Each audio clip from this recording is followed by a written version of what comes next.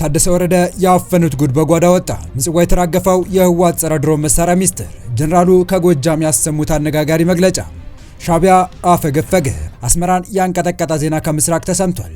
የኢሳያስና አልሲሲ ወዳጅ በአቋራጭ 4 ኪሎ ተከስተዋል። አዲስ አበባ ሌላ ጥቁር እንግዳ አስተናገደች። ሻዕቢያ በይፋ ከጦርነቱ ያፈገፈገበትን መረጃ ባወጣ ቅጽበት አስመራን ያንቀጠቀጠ ሌላ ከባድ መረጃ ከምስራቅ በኩል ተሰምቷል። ከባድ ሚዛን የተባሉት የህንዱ ጠቅላይ ሚኒስትር ናሬንድራ ሞዲ በተሸኙ ማግስት የኢሳያስና አልሲሲ ቀኝ እጅ የነበሩት ሰው በአቋራጭ 4 ኪሎ ተከስተዋል። ተጨማሪ መረጃ ይዘናል፣ ትሰሙታላችሁ። በሌላ በኩል ደብረ ጽዮን የሚመሩት የህወሓት ፍንካች በሁለት ስለት መገዝገዙ ቀጥሏል። ከሻዕቢያ ጋር የጀመረ ያልተቀደሰ ጋብቻ ለህወሓት ከባድ መዘዝ እያመጣበት ነው እየተባለ በሚገኝበት ሁኔታ ታደሰ ወረደ በ4 ኪሎ እንዳፈነዱት የተፈራው ጉድ በጓዳ ወጥቷል። ምጽዋ የተራገፈ የህወሓት ጸረ ድሮን መሳሪያን የተመለከተ ጥብቅ ሚስጥር የወጣ ሲሆን ህወሓት ጦርነቱን እንዳይጀምረው ያስገድደውም ይኸው ጉዳይ ስለመሆኑ እየተነገረ ነው። ወዲህ ደግሞ ጀነራሉ ከጎጃም ምድር ለህወሓትና ፋኖ ታጣቂዎች አነጋጋሪ መግለጫ አሰምተዋል። በዝርዝር የምንመለከተው መረጃ ነው። ሰላም ውድ የሁሉ ዴይሊ ቤተሰቦች እንደምን አላችሁ? ቻናሉን ሰብስክራይብ፣ ላይክ፣ ሼር ያደረጋችሁ እስከ መረጃዎቻችን ፍጻሜ አብራችሁን ቆዩ።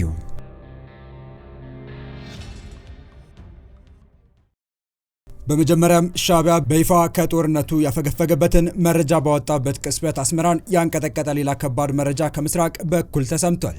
ከባድ ሚዛን የተባሉት የህንዱ ጠቅላይ ሚኒስትር ናሬንድራ ሞዲ በተሸኙ ማግስት የኢሳያስና አልሲሲ ቀኝ እጅ የነበሩት ሰው በአቋራጭ 4 ኪሎ ተከስተዋል።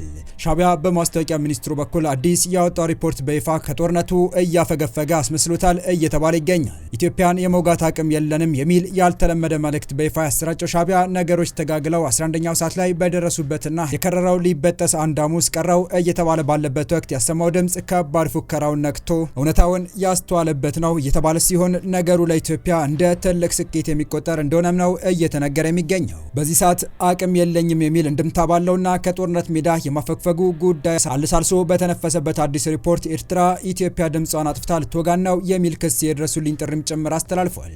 ከኢትዮጵያ በኩል ኤርትራውያን ላይ ከሚደረግ ዛቻ ወደ የባህር በር ጉዳይ ራሴን እከላከላለሁ ወደሚል አጀንዳ ተለውጧል ስትል በከሰሰችበት አዲስ መግለጫ ይህም አጥቅቶ ተጠቂ መስሎ ለመታየት ነው ስትል ወንጅላለች።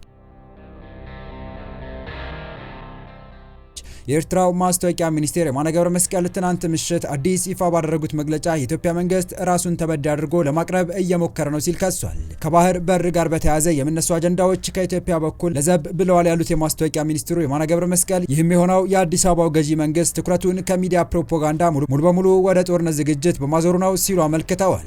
ይህንን መልእክታቸውን ከዚህ ቀደም ካጋሩት መሰል ይዘት ካለው ሰፊ ማብራሪያ ጋር አያይዘው ያቀረቡት የማነ አዲስ ባጋሩት መልእክታቸው የኢትዮጵያ ባለስልጣናት የባህር በር አጀንዳን የተውት ድምጽ አጥፍተው ጥቃት ሊከፍቱብን ነው፣ ዓለም ይወቅልን፣ እኛም ወደ ጦርነት መግባት አንፈልግም ሲሉ በትላንትናው ዕለት በኤክስ ገጻቸው ባሰፈሩት ጽሑፍ ገልጸዋል። አስመራ ከጦርነት እያፈገፈገች ባለችበት ወቅት ታዲያ ከምስራቅ በኩል ከባድ መረጃ ወጥቷል። የህንዱን ጠቅላይ ሚኒስትር ትላንት የሸኙት ጠቅላይ ሚኒስትር አብይ አህመድ ዛሬ ደግሞ የካይሮና አስመራ ታማኝ ተደርገው የሚቆጠሩትን ሰው አስኮብልለው 4 ኪሎ እንዲገኙ አድርገዋቸዋል። ጠቅላይ ሚኒስትር አብይ አህመድ የሶማሊያው ፕሬዝዳንት ሐሰን ሼክ መሐመድን ተቀብለው ማነጋገራቸው ይፋ አድርገዋል። የሶማሊያ ፌዴራል ሪፐብሊክ ፕሬዝዳንት ሐሰን ሼክ መሐመድን ለአንድ ቀን የሥራ ጉብኝት ተቀብለው ማነጋገራቸው ጠቅላይ ሚኒስትር አብይ አህመድ አስታወቁ። ጠቅላይ ሚኒስትሩ በይፋው የፌስቡክ ገጻቸው ላይ ባሰፈሩት ጽሑፍ ባለፈው አንድ ዓመት እየሰራንባቸው የቆየነውን የሁለትዮሽ ግንኙነት ውይይቶች በመቀጠል ፍሬያማ ውይይት አድርገናል ሲሉ ገልጸዋል። በተጨማሪም ውይይቱ የወል የቅድሚያ ጉዳያችንን ለመከወን ብሎም ለጠንካራ ግንኙነት ቀጠናዊ መረጋጋትና ልማት ያለንን ቁርጠኝነት በድጋሚ ያጸና ነበር ብለዋል።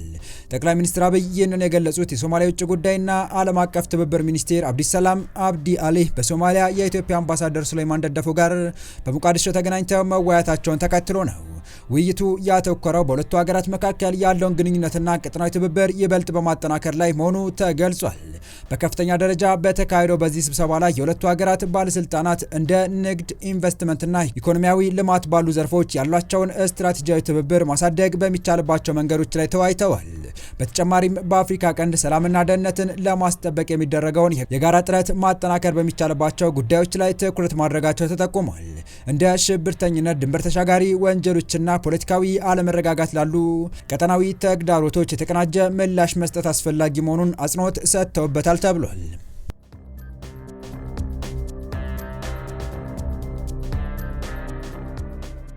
በቀጣይ መረጃ ከሻቢያ ጋር የጀመረው ያልተቀደሰ ጋብቻ ለህወሓት ከባድ መዘዝ እያመጣበት ነው እየተባለ በሚገኝበት ሁኔታ ታደሰ ወረደ በ4 ኪሎ እንዲያፈነዱት የተፈራው ጉድ በጓዳ ወጥቷል። ምጽዋ የተራገፈው የህወሓት ጸረ ድሮን መሳሪያ የተመለከተ ጥብቅ ሚስጥር የወጣ ሲሆን ህወሓት ጦርነቱን እንዳይጀምር ያስገደደውም ይኸው ጉዳይ ስለመሆኑ እየተነገረ ነው። ወዲህ ደግሞ ጀነራሉ ከጎጃም ምድር ለህወሓትና ፋኖ ታጣቂዎች አነጋጋሪ መግለጫ አሰምተዋል። ህዳር 5 ቀን 2018 ዓ.ም ጽህፈት ቤታቸው የቡድን መሳሪያ ጭምር በታጠቁ የህወሓት ኃይሎች የተወረረባቸው የትግራይ ጊዜያዊ አስተዳደር ፕሬዝዳንት ሌተና ጀነራል ታደሰ ወረደ ለቀናት በምን ሁኔታ ላይ እንደሚገኙ ግልጽ ሳይሆን ከሰነበቱ በኋላ በድንገት በአደባባይ እንዲወጡና ጤናው ብቻ ሳይሆን ስልጣናቸውም ጭምር ሰላም መሆኑን እንዲያረጋግጡ የተደረጉት የትግራይ ጊዜያዊ አስተዳደር ፕሬዝዳንት ከሁለት ሳምንታት በኋላ አዲስ አበባ ሲገቡ በህወሓት ቤት የተፈራው ጉድ ሳይታሰብ ፈትልኳል።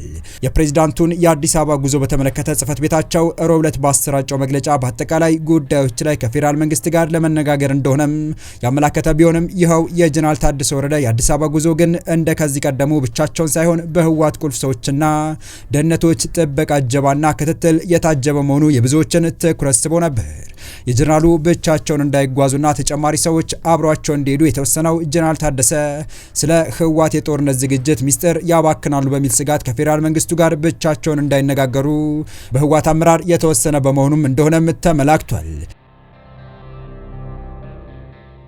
የመረጃ ምንጮች እንደሚገልጹት በጀነራል ታደሰና በህወሓት መሪዎች መካከል በስልጣን ዙሪያ ሽኩቻና አለመተማመን ቢኖርም ፌዴራል መንግስቱ ላይ ባላቸው የጠላትነት አቋም በጋራ የሚያራምዱት ዓላማ እንዳላቸው የተገለጸ ሲሆን ይህም የጦርነት ዝግጅት የጨመረ የጋራ ዓላማና ፍላጎት ቢሆንም ጀነራሉ ለስልጣን ባላቸው ስስት ወይም በሌላ ሁኔታ መረጃዎች ያሾልካሉ በሚል ስጋት ህወሓት የራሱን ሰዎች አብሯቸው እንዲጓዙ አድርጓል ሲሉ አክለዋል። ጀነራሉ ለፌዴራል መንግስቱ አሳልፈው እንዳይሰጧቸው ከሚፈሩት ጥብቅ ወታደራዊ ሚስጥሮች ዝግጅቶች መካከል በግብጽና ሻቢያ ድጋፍ ከትግራይ የኮንትሮባንድ ወርቅ በተገኘ ገንዘብ የተገዙት ጸረ ድሮን መሳሪያዎች የተመለከተው አንዱ መሆኑን የሚጠቅሱት የመረጃ ምንጮች ይሁን እንጂ ከጀነራሉ ቀድሞ መረጃዎች ማፈትለኩን የተሰማው የፌዴራል መንግስቱ የጦርነት ዝግጅት እያደረጉ መሆናቸው ያውቃል የሚሉት የመረጃ ምንጮች በኤርትራ በኩል ጸረ ድሮን መሳሪያ እስኪገባ እየጠበቁ ስለመሆናቸው እንዲሁም ለኤርትራ ወርቅ እያሻገሩ በለዋጩ መሳሪያ እየተቀበሉ መሆናቸውን በመቶዎች የሚቆጠሩ የፋኖ ታጣቂዎችን ትግራይ ውስጥ እያሰለጠኑና የካድሬ ትምህርት ጭምር እየሰጡ እንደሆነ መረጃዎች እንዳሉት ምንጮች አመልክተዋል።